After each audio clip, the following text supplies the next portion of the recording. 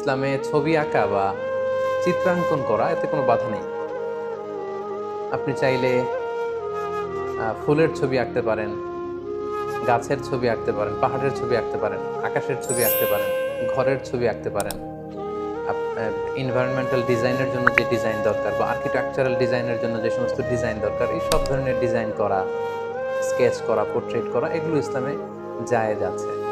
শুধু নিষেধ যেই জায়গাটাতে সেটা হচ্ছে প্রাণীর ছবি অঙ্কন করা, যাতুল আরওয়াহ, যেগুলোর রূহ আছে, দি রূহিন, প্রাণীর ছবি অঙ্কন করার ক্ষেত্রে ইসলাম আমাদেরকে নিষেধ করেছে। সেটা মানুষের ছবি হোক, এটা অন্য কোনো প্রাণীর ছবি হোক, কোনো পাখির ছবি হোক, যেটার ভেতরে প্রাণ আছে, প্রাণ খুঁজে পাওয়া যাবে, সেটার ছবি আঁকা ইসলামে নিষিদ্ধ। কিন্তু প্রাণীর ছবি ছাড়া আর যে কোনো ধরনের ছবি আপনি চাইলে আঁকতে পারেন। সেক্ষেত্রে আপনি আপনার হবি, ড্রয়িং বা পেন্টিং, এই সব ধরনের কাজ কিন্তু আপনি করতে পারেন, শুধু প্রাণীর ছবিটা আঁকা যাবে না।